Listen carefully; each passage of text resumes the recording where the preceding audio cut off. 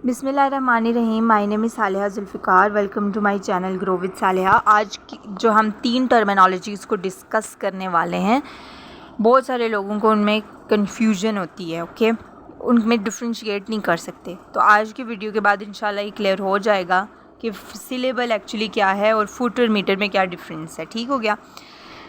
सबसे पहले आपको पता होना चाहिए कि सिलेबल जो है इन तीनों में से छोटी यूनिट है। ठीक है, सिलेबल मिल के फुट बनाते हैं और फुट मिल के मीटर बनाते हैं। ये बात आपने ज़हन में रखनी है। कैसे, ये हम आगे डिस्कस करेंगे वन बाय वन। सबसे पहले मैं आपको बता दूं सिलेबल क्या होती है। तो अगर हम most famous dictionary Oxford dictionary के मुताबिक देखें तो सिलेबल जो है वो किसकी यूनिट है? प्रोनंसिएशन की। प्रोनंसिएशन आपको पता है, अल्फाज को दुरुस्त तरीके से अदा करना, इसको हम प्रोनंसिएशन कहते हैं। तो सिलेबल जो है वो उसकी यूनिट है। ठीक हो गया, जो कि एक वॉवल साउंड पे कंसिस्ट करती है। रिमेंबर के वॉवल साउंड की हम बात करें और प्रोनंसिएशन की बात करें, लेटर से कंफ्यूज ना कीजिएगा। फॉर एग्जांपल कुछ लोग कहते हैं अच्छा इस लेटर के अंदर एक वॉवल है तो ये एक सिलेबल है। नो, अगर आपने फोनेटिक्स एंड फोनोलॉजी नहीं पढ़ी तो हाँ, आप गेस की हद तक कह सकते हैं कि हाँ एक लेटर है तो एक। हमेशा आपका ये गेस ठीक नहीं रहेगा जब तक कि आपने फोनेटिक्स एंड फोनोलॉजी नहीं पढ़ी और साउंड्स को नहीं समझा। ठीक हो गया। तो आप देखें, कैट एक वर्ड है तो उसके अंदर ए साउंड जो है वो वावल साउंड है, तो जिसकी वजह से हम कहेंगे कि ये एक सिलेबल है। यूँ नहीं कहेंगे कि ए लिखा हुआ है लेटर है तो ये सिलेबल है। ये एक माइनर सा डिफरेंस है, आपने याद रखना। ठीक हो गया। आई होप कि मैंने सिलेबल को अच्छे से समझा दिया। सिलेबल में और भी एग्जांपल्स हैं, जैसे ऑन है, ये ऑन प्रेपोजिशन की बात कर रही हूँ। तो इसमें ऑन जो है एक जो वॉवल साउंड यूज़ हुई है जिसकी वजह से हम इसको बोलेंगे कि ये मोनोसिलेबिक है, यानी एक सिलेबल है इसके अंदर। इसी तरह से और भी बहुत सारे हैं। फॉर एग्ज़ाम्पल रीगार्डलेस है तो री ई जो है री गार्ड आ, जिसके अंदर लेस साउंड यूज़ हुई है, तो 3 सिलेबल्स हैं। इस तरह से आपने देखना है। ठीक है। उसके बाद मैं आपको बता दूं कि पोएटिक फुट क्या चीज़ है। कहते हैं कि अगर स्ट्रेस्ड और अनस्ट्रेस्ड साउंड्स मिलेंगी, यानी स्ट्रेस्ड और अनस्ट्रेस्ड सिलेबल मिल के पोएटिक फुट बनाते हैं। तो अब स्ट्रेस्ड और अनस्ट्रेस्ड सिलेबल क्या है तो मैं आपको बताती हूँ।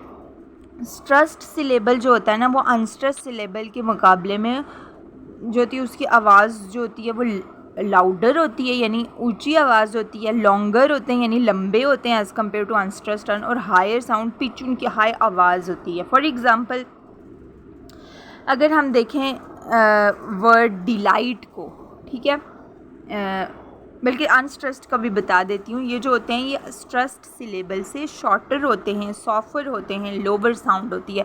अब इतना तो आपको समझ आ गया होगा कि स्ट्रेस्ड सिलेबल क्या होते हैं और अनस्ट्रेस्ड सिलेबल क्या होते हैं। ठीक हो गया।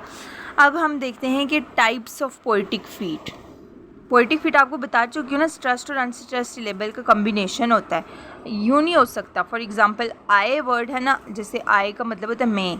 आए जो है ये सिलेबल तो है लेकिन ये फुट नहीं हो सकता। क्यों? क्योंकि इसमें कोई कॉम्बिनेशन है, इसमें तो सिर्फ एक सिलेबल यूज़ हुआ है, एक साउंड यूज़ हुई है, तो ये सिर्फ सिलेबल है। जब कॉम्बिनेशन ऑफ सिलेबल्स यूज़ होंगे ना, जिसमें स्ट्रेस्ड भी होगा अनस्ट्रेस्ड भी होगा, तो उस कॉम्बिनेशन को हम फीट कहते हैं। ठीक है।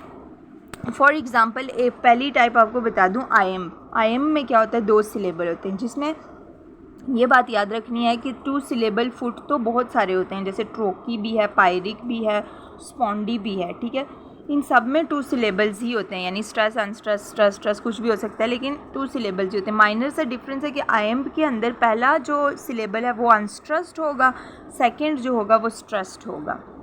फॉर एग्ज़ाम्पल द वर्ड, हाँ मैं पहले एग्ज़ाम्पल दे रही थी, मैं वहाँ पे भी भूल गई, डिलाइट। सो आप देखें डिलाइट में लाइट की आवाज़ जो है लॉन्गर वावल यहाँ यूज़ हुआ है, आई लाइट आई बोल के देखें आप। डिफ्थोंग यूज़ हुई है ना इसके अंदर। मोनोफ्थोंग तो डिफ्थोंग में डिफरेंस ये होता है कि मोनोफ्थोंग शॉर्टर होती है और डायफ्थोंग लॉन्गर होती हैं। तो लाइट पे आवाज़ भी ऊंची पड़ रही है, लंबा वावल भी यूज़ हुआ है, तो इस वजह से हम बोलेंगे कि सेकंड सिलेबल जो है वो स्ट्रेस्ड है, वाइल डी जो है वो अनस्ट्रेस्ड है। तो इस तरह से आप देखेंगे कि ये आयम कहलाता है। ट्रोकी जो होता है ये भी 2 सिलेबल होते हैं, लेकिन फर्स्ट सिलेबल ये उसका उलट है। ठीक है, फर्स्ट सिलेबल यहाँ पे स्ट्रेस है और सेकेंड अनस्ट्रेस्ड है। फॉर एग्जाम्पल मैं आपको एग्जाम्पल देती हूँ हाईवे की। हाईवे, आप खुद बोल के देखें कि हाई पे आप हाई आए, एक तो आवाज़ भी है आए, इसमें जो है वो वे के अंदर एकदम से बोल दिया तो शॉर्टर वावल है। यहाँ पे हाई आए, इसके अंदर जो है डिफ्थोंग यूज़ हुई है, तो इस वजह से हम बोलेंगे कि स्ट्रेस्ड वावल है, ये लॉन्गर वावल यूज़ हुआ हुआ है, तो पहला स्ट्रेस है, दूसरा अनस्ट्रेस्ड है। समझ आ गई। पायरिक की मैं आपको एग्जांपल दूँ, ये भी 2 सिलेबल्स हैं लेकिन दोनों सिलेबल अनस्ट्रेस्ड हैं। फॉर एग्जांपल हैमलेट की एक बहुत इंपॉर्टेंट लाइन है, टू बी और नॉट टू बी, ये एक सोलोलिक्वी है हैमलेट के प्ले की, जिसमें टू और बी दोनों जो हैं वो अनस्ट्रेस्ड हैं। ठीक है। इसी का उलट है स्पॉन्डी। स्पॉन्डी में दो सिलेबल तो होते हैं लेकिन दोनों स्ट्रेस्ड होते हैं। फॉर एग्जांपल हैंड शेक, अब समझ ही नहीं आ रहा कौन सा अनस्ट्रेस्ड है अनस्ट्रेस्ड है, क्योंकि दोनों स्ट्रेस्ड है, हैंड भी लाउडर है, शेक भी लाउडर है, एक जैसे ही हैं, तो ये क्या हो गया स्पॉन्डी।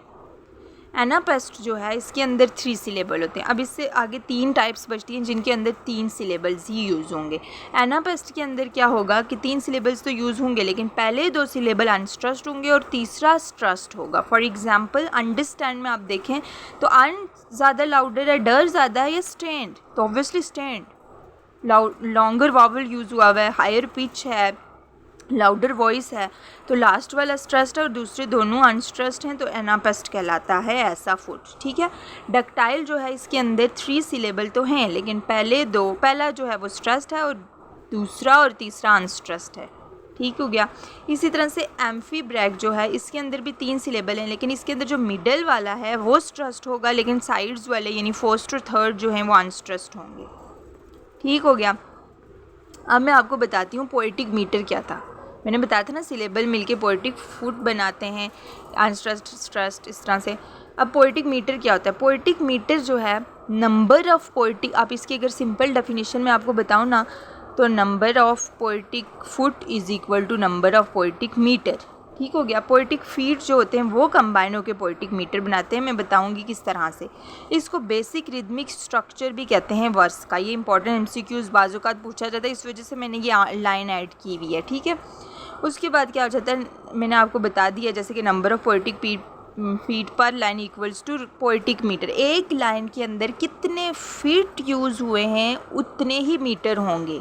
Number of poetic feet is equal to number of poetic metre. बस आपने यूँ याद रखना है कि दोनों सेम नंबर ही होंगे। फॉर एग्जांपल मैं अगर टाइप बताऊँ आयम्बिक पेंटामीटर, पेंटा से आपको पता है 5 और मीटर हो गया 5 मीटर इसके अंदर यूज़ हुए हैं तो 5 फुट ही होंगे। ठीक है। ऐसा मीटर जिसके अंदर 5 फीट यूज़ हों इसको आयम्बिक पेंटामीटर कहते हैं। फॉर एग्जाम्पल है shall I compare thee to a summer's day. ये शेक्सपियर की एक सोनेट है, सोनेट 18, जिसकी एक लाइन लिखी है, बहुत इंपॉर्टेंट है। इसके अंदर शल देखें अनस्ट्रेस्ड है, आई देखें लॉन्ग है ना तो ये स्ट्रेस्ड है, कम जो है अनस्ट्रेस्ड है, पेयर जो है वो स्ट्रेस्ड है। इसी तरह से करते करते ये जो हैं 5 सिलेबल बनते हैं, एक स्ट्रेस्ड और टोटल मिला के 5 बनेंगे।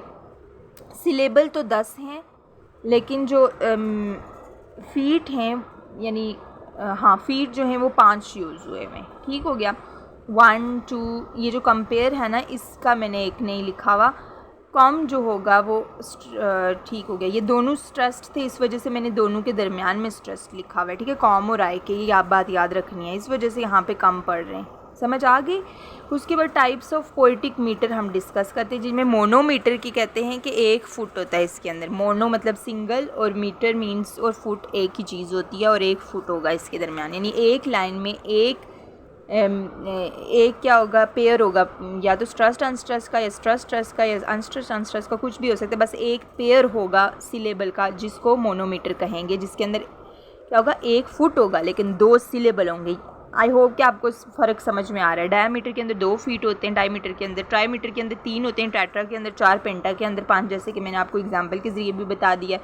हेक्सा में 6 होते हैं, हेप्टा में 7 और ऑक्टा में 8। सो ये थी हमारी वीडियो। इंशाल्लाह आपको समझ आ गया होगा इन तीनों टर्मिनोलॉजीज़ का concept. Thank you so much.